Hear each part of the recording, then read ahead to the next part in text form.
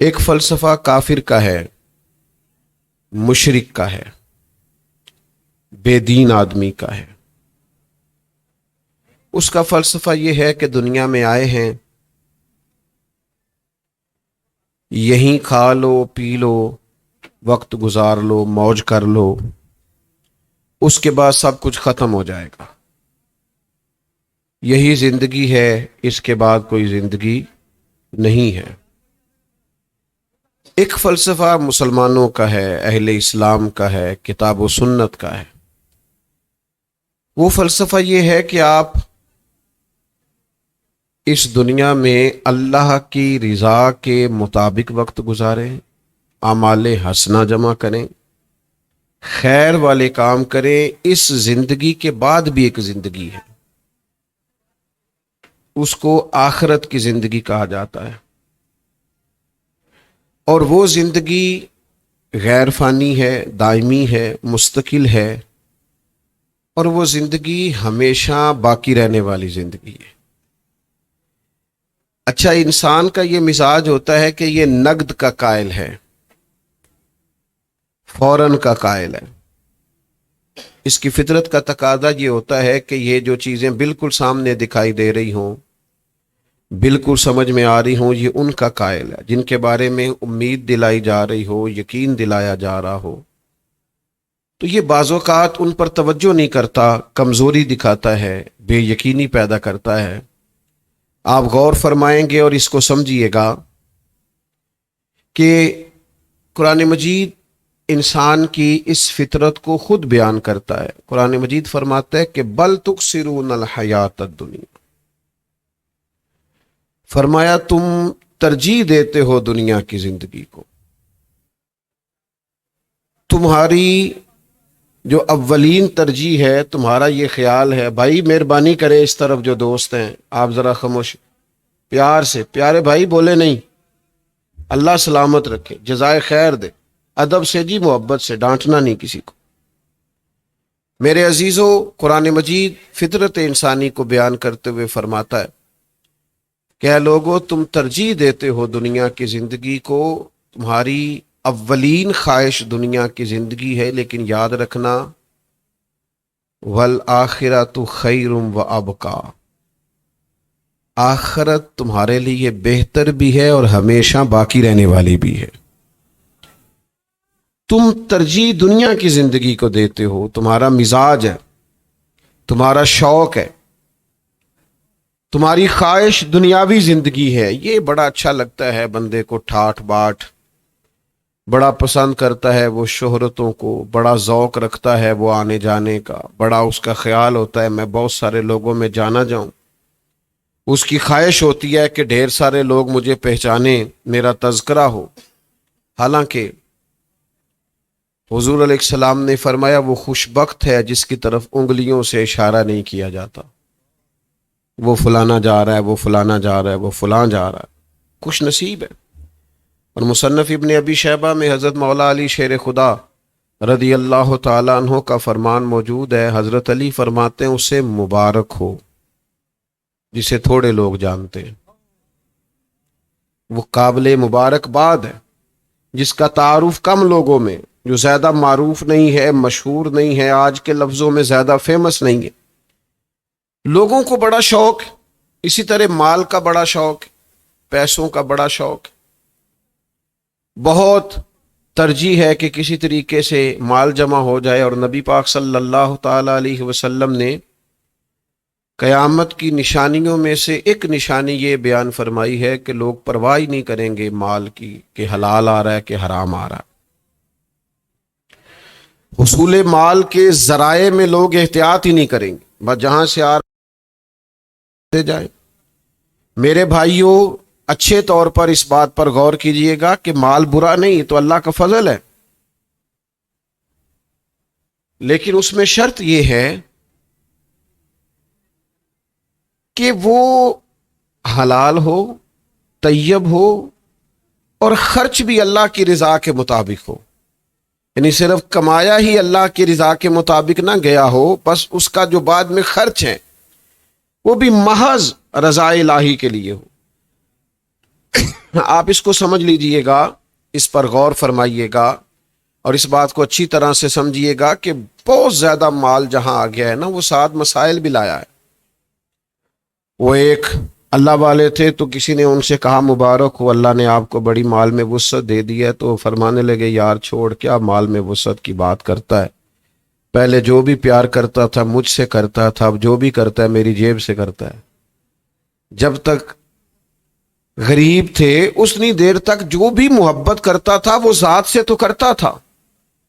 اب یہ معیار بن گیا ہے کہ اپنے اپنے لالچ کے لیے، اپنی اپنی طلب کے لیے، اپنی اپنے ضرورت کے لیے لوگ آتے ہیں۔ وہ حضرت عمر فاروق رضی اللہ تعالیٰ عنہ کے مقدس زمانہ نور میں کچھ مال آیا تھا بحرین سے ایک بہت بڑی تعداد میں، اور مسجد نبوی شریف میں مال کے ڈھیر لگے ہوئے تھے۔ تو لوگوں نے سیدنا فاروق اعظم رضی اللہ تعالیٰ عنہ کی خدمت میں عرض کیا کہ حضور بہت سارا مال آیا ہے تو آپ اس کو دیکھیے۔ تو سیدنا فاروق اعظم نے جب اسے دیکھا تو رو پڑے، آپ کی آنکھوں میں آنسو آ گئے۔ لوگوں نے کہا حضور مال آیا ہے، وسعت آئی ہے، اب لوگوں کے لیے آسانی ہو جائے گی، بجائے اس کے کہ آپ خوش ہوتے آپ تو رو رہے ہیں۔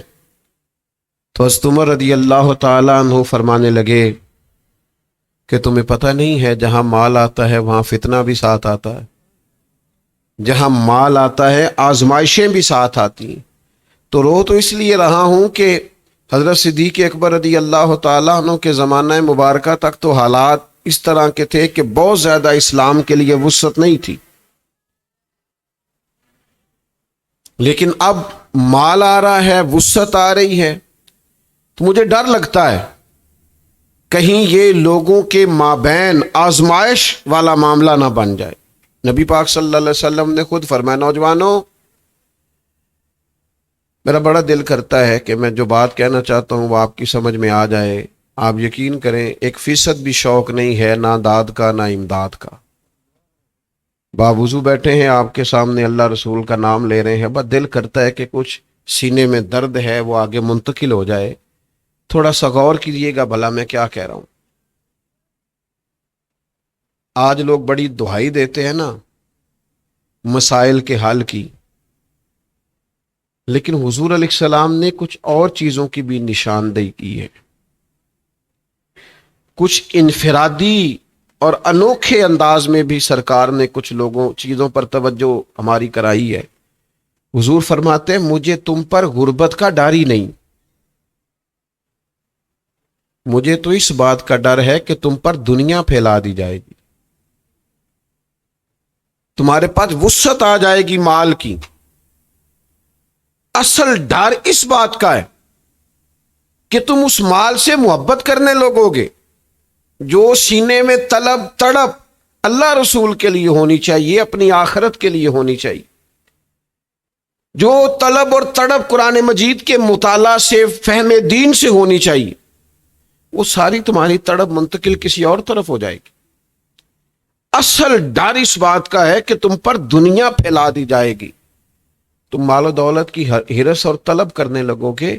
مال کا کمانا یا آنا برا نہیں، اس سے دل لگا لینا برا ہے، اس کی ہرس کرنا برا ہے۔ تو یہ شہرتیں، یہ مال، یہ تعلقات، پھر یہ عہدے، پھر یہ اقتدار۔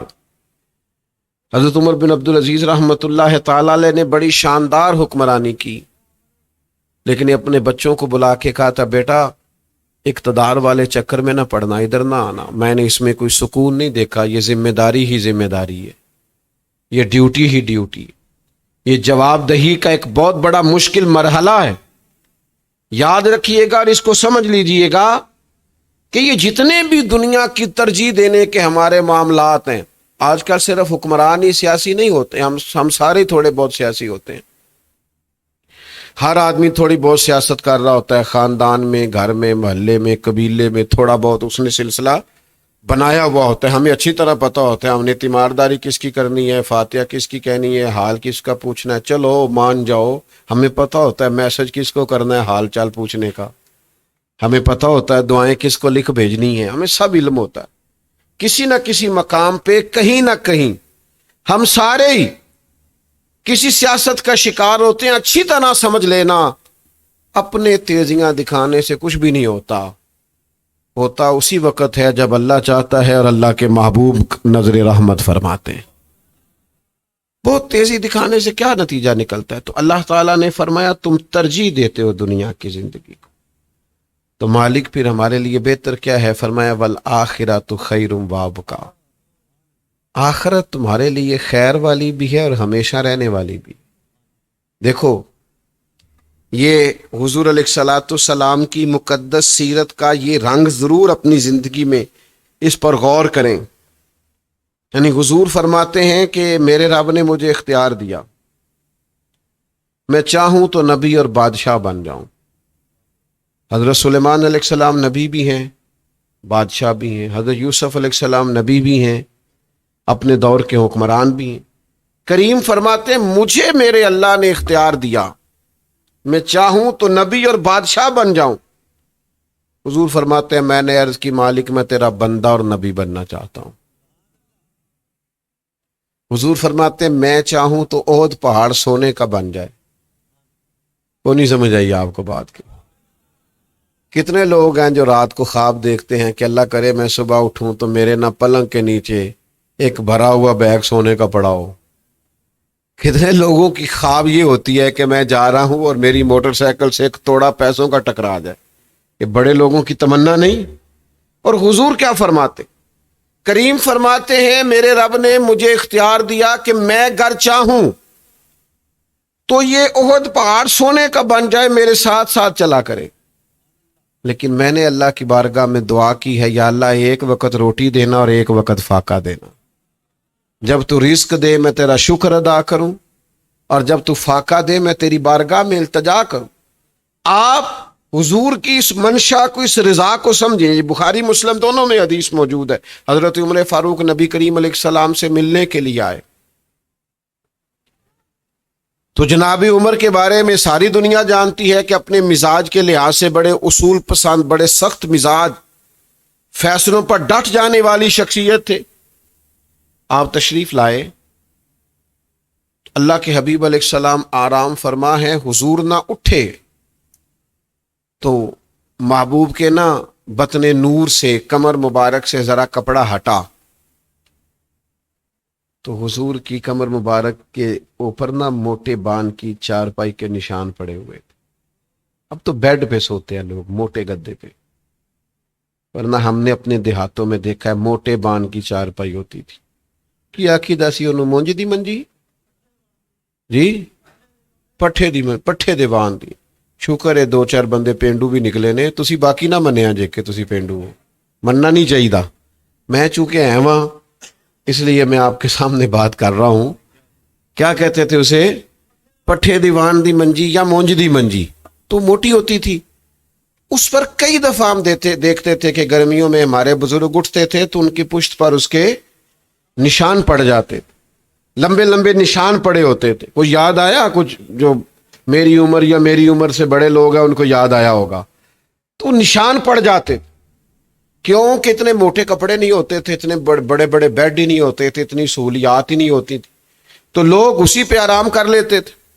سرور کائنات صلی اللہ تعالی علیہ وآلہ وسلم حضور اٹھے، جناب فاروق اعظم رضی اللہ تعالیٰ عنہ کی نظر اٹھی تو سرکار کی پشت مبارک پر، کمر مبارک پر موٹے بان کی چارپائی کے نشان تھے.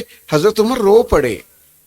یہ بخاری مسلم میں رو پڑے اور اپنے درد کا اظہار ان لفظوں کے ساتھ کیا، عرض کرنے لگے یا رسول اللہ صلی اللہ تعالی علیہ وسلم، حضور کیسر و کسرا دین کے دشمن نرم گداز بستروں پہ آرام کریں، محلات میں رہیں، آپ اللہ کے محبوب ہیں.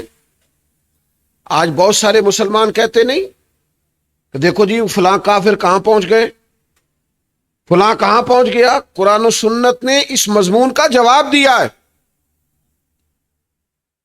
حضرت عمر نے عرض کی یا رسول اللہ صلی اللہ تعالی علیہ وسلم، اللہ کے دشمن اتنا آرام دہ زندگی گزارے اور آپ محبوب الہی ہیں، محبوب مطلق ہیں.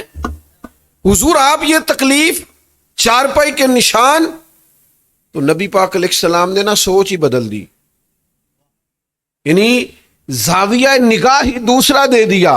ایک سوچ یہ ہے کہ حضور ہم تو فرما بردار ہیں رب کے، تو ہمارے لیے نعمتیں زیادہ ہونی چاہیے، تو حضور نے اس سوچ کو ہی بدل دیا۔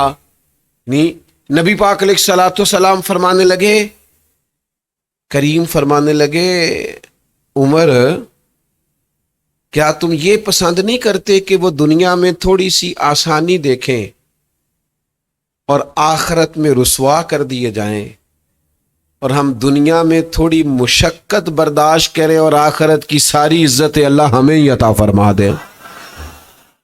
والآخرۃ خیر وابقیٰ، آخرت کی زندگی بہتر ہے، ترجیح آخرت کو دینی چاہیے، اپنی آخرت کے بارے میں سنجیدہ ہونا چاہیے، توجہ کرنی چاہیے، غور کرنا چاہیے۔ مجھ سے کوئی ناراض نہ ہو جائے تو میری طرح کے بہت سارے لوگ ہیں جن کا لباس تو دینی ہے، وضاقتہ تو دینی ہے، لیکن ترجیح ان کی بھی آخرت الا ماشاءاللہ نہیں ہے۔ میں سب کی بات نہیں کرتا، جب محفلوں میں، جب جبوں کبوں میں، جب آنے جانے میں تلاوتوں کے، نعتوں کے، تقریروں کے سودے ہونے لگ جائیں تو مجھے بتلاؤ وہاں ترجیح آخرت ہے؟ وہاں شوق آخرت ہے؟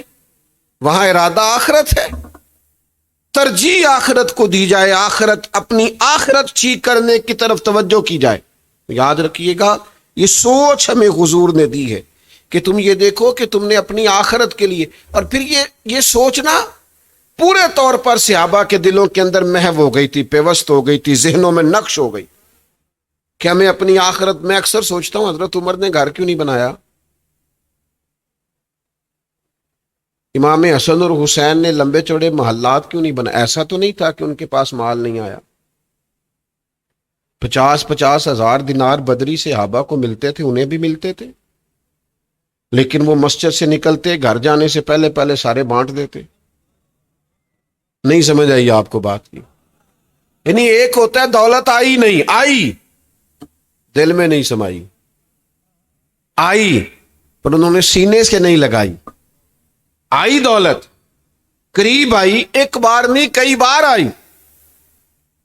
50 ہزار دینار آنے، بانٹ دیے سارے۔ کیوں نہیں بنایا گھر؟ بنا سکتے تھے، دنیا سے جا رہے تھے، 80 دینار کا قرضہ تھا، اور امیر المومنین ہے، 24 لاکھ مربع میل کے حکمران ہے۔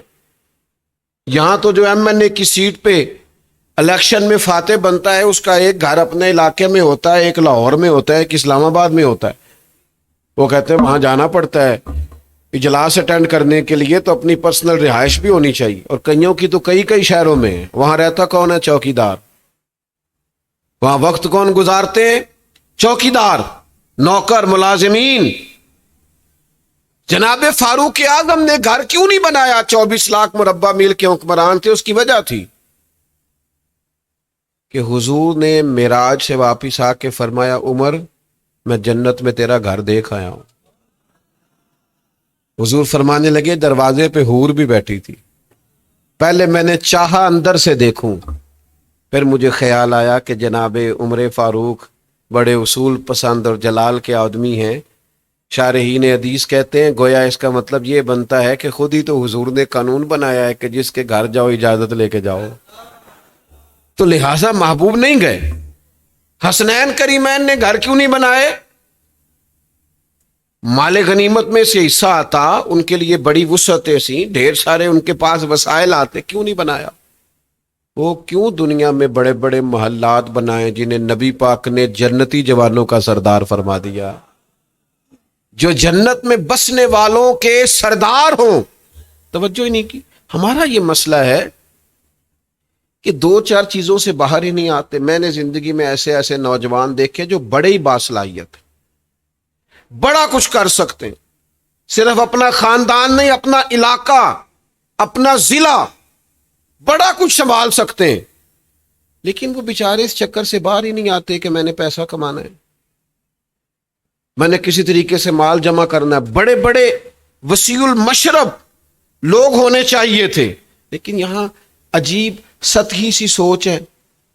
یعنی آپ اندازہ کریں کہ ایک شخص کی بات سن کے، اس کا کلام سن کے بندہ تڑپ جائے، اور اتنا تڑپے کہ اس کی آنسوؤں سے اس کی آنکھوں کا وضو ہو جائے، اور پھر وہ سارا دن اس کا کلام سن کے، اس کی نعت سن کے، اس کی بات سن کے تڑپتا رہے، یہ تو خربوں اربوں کا آدمی ہے، اس کی تو قیمت ہی کوئی نہیں. لیکن وہ جب کہتا ہے نا میں نے 50,000 لینا ہے، تو خیال آتا ہے کہ یار تو دیکھ تو صحیح، تو بات کس کی کر رہا ہے؟ تو اپنا منصب تو سمجھیے، تو نے کیا کیا ہے، کہاں رک گیا تو؟ تیرا یہ سٹیٹس نہیں بھائی، یہ تیرا معیار نہیں. بڑی بات، بڑی سوچ، آخرت کے لیے عمل کرنا، وسعت قلبی، وسیع المشرب ہونا، وسیع الظرف ہونا. نوجوانوں نکل آؤ سطحی سوچوں سے باہر. اقبال فرماتے ہیں بازو تیرا توحید کی قوت سے قوی ہے، اسلام تیرا دیش ہے. اتنی بڑی تیرے لیے سلطنت ہے کہ اسلام تیرا دیش ہے. بازو تیرا توحید کی قوت سے قوی ہے، اسلام تیرا دیش ہے. تو مصطفی ہے. جو مصطفی ہیں ان کے لیے تو پورا اسلام ان کا دیش ہے. تو میرے عزیز، ترجیح آخرت کو، مزاج آخرت کی نیکی کا، کچھ نہ کچھ آخرت کے گلے میں نیکیاں ضرور ڈالو، کچھ نہ کچھ اپنی آخرت کے لیے جمع ضرور کرو. ہم سارا وقت بیت گیا ہمارا دنیا کٹھی کرتے، لوگوں کو راضی کرتے. سچ بچانا، لوگ راضی ہوئے؟ آپ 99 دفعہ کسی کے ساتھ نیکی کریں، ایک دفعہ معذرت کر کے تو دیکھیں. 99 دفعہ آپ نے نیکی کی ہے، 99 دفعہ. میں آپ کو اپنی بات بتاتا ہوں. اب تو میں یہ کچھ مسائل ہیں، جو مسائل آپ دیکھ رہے ہیں، ان مسائل کی وجہ سے بھی بعض جگہ نہیں جاتا. دوستوں کو دقت ہوتی ہے، مجھے تو دوست بچا کے لے جاتے ہیں، لیکن بزرگوں کو دھکے لگتے ہیں، کوئی نیچے گر جاتا ہے، کچھ پریشانی ہوتی ہے لوگوں. تو کئی دفعہ دل اس لیے بھی پریشان ہوتا ہے کہ یار تیری وجہ سے کتنے لوگ آزمائش میں آتے ہیں، لہذا تو ہی باز آ جا. تو کچھ جگہوں سے اس لیے بھی احتیاط کرتے ہیں. لیکن کچھ ایسی جگہ بھی ہیں جہاں 11 دفعہ ٹائم دیا اور 12ویں دفعہ معذرت کی، تو نہ کیا ہوں تسی بڑے بندے ہو گئے. نہیں، 11 دفعہ گئے ہیں. تو پھر ذہن میں خیال آتا ہے کہ بندے نہیں راضی ہوتے، بہتر یہ ہے کہ رب رسول کو راضی کیا جائے، اللہ رسول کی رضا کو ترجیح دی جائے. آپ کیسے راضی کر سکتے؟ کہتے ہیں ہاں ہمیں پتا تھا، آپ پہلے آتے تھے، اب تو ماحول اور ہو گیا. تو میرے عزیز، اپنی زندگی میں ترجیح آخرت کو بنائیں، اپنی آخرت کے لیے چیزوں کو ذخیرہ کریں. اپنے نام کہاں گئے وہ لوگ جو کسی کی بیٹی کی شادی کراتے تھے، لیکن جس کی بیٹی کی شادی کرا رہے تھے اسے بھی نہیں پتا ہوتا تھا کہ میری بیٹی کی شادی کا خرچہ کس نے دیا ہے. میں کسی کی نیت پر شک نہیں کرتا، پر اجتماعی شادیاں سنی ہوئی نا آپ نے، 50 اجتماعی شادیاں، فلانا بھی اس میں مہمان خصوصی ہے، فلانا بھی، یعنی دولہا بیچارہ آج بھی مہمان خصوصی نہیں، اس کو کونے میں بٹھایا ہوا ہے، انٹرویو کسی اور کا چل رہا ہے، تصویریں کسی اور کی. آپ نے اللہ کی رضا کے لیے شادی کرانی ہے تو آپ ان کو دے دیں، جو دینا ہے وہ کر لیں گے خود سے. یہ کسی کے بیٹے کی تصویریں چڑھانا اور کہنا یہ وہ مسکین ہے جن کی شادیاں ہم کرا رہے ہیں، آپ اپنی بچی کو، اپنے بچے کو یوں بٹھائیں گے کہ یہ شادیاں ہیں جو زکوٰۃ فنڈ سے ہو رہی ہیں؟ خدا را آپ کریں. میں نے کہا پھر بھی میں نیت پر شک نہیں کرتا، لیکن آپ اپنی آخرت کے لیے کام کریں. آپ وہ کام کریں جس سے کہ آخرت کا کچھ نفع ہو. بس ساری کل مول زندگی تصویریں نہیں ہیں، اور بھی غم ہے زمانے میں محبت کے سوا، اور بھی بڑے کام کرنے والے. ترجیح جب آخرت ہوتی ہے نا، یہ بخاری مسلم میں حدیث موجود ہے. حضرت ابو ہریرہ رضی اللہ تعالیٰ عنہ حدیث کے راوی ہے، فرماتے ہیں خاتون حضور کی عالی مرتبت بارگاہ میں حاضر ہوئی اور عرض کرنے لگیں کہ یا رسول اللہ صلی اللہ تعالیٰ علیہ وسلم، مجھے مرگی کا مرض ہے، حضور میرے لیے دعا کر دیں. تو کریم کی بارگاہ ایسی تھی کہ حضور سب کے لیے دعائیں فرماتے. حضرت عبداللہ ابن عتیق کی پنڈلی ٹوٹ گئی تو محبوب نے لعاب دہن لگایا، اللہ نے شفا عطا کر دی. حضرت مولا علی کی آنکھیں خیبر والے دن تکلیف تھی تو محبوب نے لعاب دہن لگایا، اللہ نے شفا عطا کر دی. حضور شفائیں اللہ کے کرم سے، محبوب دعا کرتے، لعاب دہن لگاتے، اللہ شفا دے دیتا. تو اس خاتون نے بھی عرض کیا حضور میں مریضہ ہوں، میرے لیے دعا کریں. تو اللہ کے حبیب نے نا ایک انوکھی بات کی. آج حضور نے فرمایا اگر تو کہے تو میں دعا کرتا ہوں اللہ تعالیٰ شفا دے گا، اور اگر تو کرے صبر، کیا مطلب مرگی کے ساتھ ہی گزارا کرے، تو پھر میں دعا کروں گا اللہ جنت عطا فرمائے گا۔ ان لوگوں کی ترجیح شفا بھی نہیں، ترجیح آخرت ہے۔ اس خاتون نے ذرا ٹائم نہیں لیا سوچنے کے لیے، فوراً عرض کرنے لگی حضور کرم ہو جائے گا، آپ دعا کریں اللہ جنت ہی عطا کرے۔ اس کا مطلب کیا ہے؟ وہ خاتون عرض کر رہی ہیں حضور میں مرگی کے ساتھ گزارا کر لوں گی پر میری آخرت ٹھیک ہونی چاہیے۔ ترجیح آخرت ہے، آخرت کے معاملات کی بہتری کی بڑی ضرورت ہے۔ حضور مہربانی فرمائے کریں دعا۔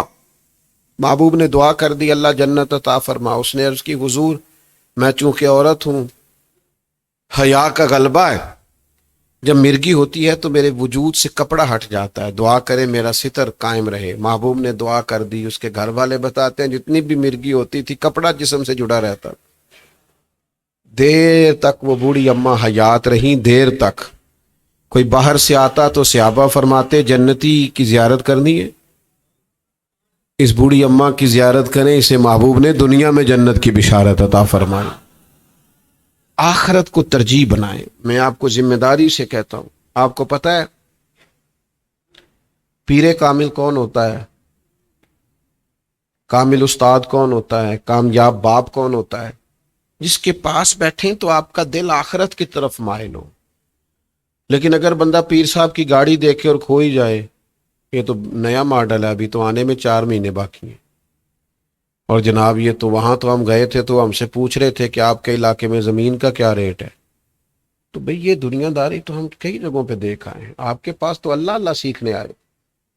اور ولی کی علامت بھی حضور نے یہ بیان کی ہے کہ جسے دیکھو تو رب یاد آئے، اسے دیکھ کر تمہیں دنیا داری کا غلبہ نظر نہ آئے، تمہیں اللہ یاد آئے، اللہ یاد آئے۔ تو شیخ کے پاس جانا ہے یا ایک بہترین استاذ کے پاس بیٹھنا ہے یا کامیاب والد کے پاس بیٹھنا ہے، تو دلیل یہ ہے کہ ان کے پاس بیٹھیں تو آخرت کی فکر پیدا ہو، مصلے سے دلچسپی پیدا ہو، دعاؤں کا ذوق لگے، حلال حرام کی تمیز آئے، محنت کا جذبہ پیدا ہو، آگے بڑھنے کا شوق، طبیعت میں دامنگیر ہو۔ اپنی آخرت کی ترجیح کے لیے کوشش کریں۔ آخرت کے لیے کیا کیا جائے تو آخرت بہتر ہوتی ہے۔ اللہ تعالیٰ نے نا خیر اور شر انسان کی فطرت میں رکھ دی ہے۔ میں اور آپ جو جو ڈیوٹیاں کرتے ہیں ہمیں سب پتہ ہے کہ میں ڈیوٹی صحیح کرتا ہوں کہ غلط کر، سب ہمیں پتہ ہے۔ ہم باریکی سے جانتے ہیں کہ میں جو بزنس کر رہا ہوں اس میں کتنا میرے لیے حلال ہے اور کتنا میرے لیے، چلو بھولے بن جانا، کسی وقت 8-10 علماء سے مسئلہ پوچھتا ہوں، شاید کوئی گنجائش نکل ہی آئے، کوئی گول مول باتیں کر کے فتویٰ لے لیتا ہوں، ٹھیک ہے، یہ دل کو تسلی دینے کے لیے، دل کو بہلانے کے لیے یہ بھی خیال اچھا ہے، پر یہ یاد رکھیں کہ ہمیں پتہ ہوتا ہے کہ میری آخرت کس چیز میں بہتر ہوگی اور میری آخرت کہاں بگڑے گی۔ علم ہمیں ہوتا ہے، ہمیں خبر ہوتی، چلے بھولے بن جانا اور نام ماننا یہ بات الگ ہے، لیکن ان چیزوں سے ہم اچھی طرح سے 5 ٹائم نماز فرض ہے کہ اس کے لیے پہلے ایم کرنا پڑتا ہے پھر پتہ لگتا ہے فرض ہے۔ سب کو پتہ ہے نا، کیوں نہیں پڑھتے؟ پتہ ہے سب کو، سب کے علم میں یہ بات ہے نا کہ ماں باپ راضی ہوں تو رب راضی ہوتا ہے، کہ اس کے لیے پہلے ایم فل کرنا پڑتا ہے یہ سیکھنے کے لیے، یہ بچپن میں پتہ ہوتا ہے۔ ماں باپ کی فرما برداری نعمت، سب کو پتہ ہے نا، غرباء سے حسن سلوک کریں تو اللہ راضی ہوتا ہے، کہ اس کے لیے PhD کا مقالہ لکھنا پڑتا ہے، سب پتہ ہے۔ تو بھئی جو پتہ ہے اس پر عمل کریں، جس کا علم ہے اس کی طرف سفر کریں، آپ آگے بڑھیں، جدوجہد کریں، کوشش کریں آخرت کی طرف اپنے قدم بڑھانے کی۔ ایک چھوٹی سی اپیل کر کے میں نے اپنی بات کو سمیٹنا ہے، آپ نے خاص توجہ کرنی ہے، بردبار ہو جائیں، حلیم ہو جائیں، جلد بازی میں فیصلے کرنے چھوڑ دیں، رد عمل تیزی سے دینا چھوڑ دیں۔ آپ تھوڑا صبر کر کے تو دیکھیں، زندگی سکون والی ہو جائے۔ آپ تھوڑا رکیں، آپ تھوڑا ٹھہریں، آپ ذرا اطمینان اپنی زندگی میں پیدا کریں، آپ چیزوں کو پورے تدبر سے غور کر کے قبول کریں، آپ یقین کریں مزہ آنے لگ جائے گا۔ آپ جو بڑا آپ پہ غصہ کرتا ہے نا، آپ ذرا جواب میں مسکرا کے دیکھیں، آپ ذہن بنائیں کہ میں نے یہ ہفتہ کسی سے لڑائی نہیں کرنی، کوئی کچھ بھی کہے میں نے غصہ کیوں؟ اس لیے کہ میرا رب راضی ہو، میرا اللہ راضی ہو، میں نے نا چیزوں کو سمجھنا ہے۔ ہم پتہ کیا کرتے ہیں، بڑی جلدی کسی سے متاثر ہوتے ہیں اور بڑی جلدی کسی سے ناراض ہوتے ہیں، بڑی جلدی رد عمل دیتے ہیں۔ ان چیزوں سے اپنے آپ کو بچائیں، آخرت کی تیاری پر بھرپور وقت لگائیں اور کوشش کریں کہ دن میں جب رات گزرے تو تھوڑا سا حساب لگائیں کہ بھلا آج سارا دن میں نے، لوگ حساب کرتے ہیں نا رات کو، دکاندار بھی کرتے ہیں حساب، 10 والے نوٹ لیدا، 100 والے، پھر ان کو ربڑ بھی چڑھاتے ہیں، گن کے رکھتے ہیں، سارا کچھ کرتے ہیں۔ تو اسی طرح ایک حساب یہ بھی کریں کہ آج سارا دن گزر گیا ہے، میری آخرت کے لیے بھی کچھ جمع ہوا ہے کہ نہیں۔ اچھا یہ سارے کہتے ہیں کہ زندگی کا پتہ کوئی نہیں، پتہ نہیں کس وقت آ جائے، تو بھئی یہ تو جس کو پتہ ہو، افسر کا پتہ نہیں کس وقت آ جائے، وہ ہائی الرٹ رہتا ہے، ہر وقت تازہ دم رہتا ہے۔ تو موت تو اتنی بڑی حقیقت ہے، کسی وقت بھی آ جائے، تو اس کے لیے ہر وقت اور بھرپور تیاری کر کے رکھیں، اور بردباری سے، صبر سے، تحمل سے اللہ تعالیٰ میری آپ کی حاضری قبول فرمائے۔ ایک دفعہ سورۃ فاتحہ پڑھیں، 3 دفعہ سورۃ اخلاص پڑھیں، اول آخر درود پاک پڑھیں، اور اطمینان سے بیٹھے رہیں، کچھ نہیں ہونے لگا۔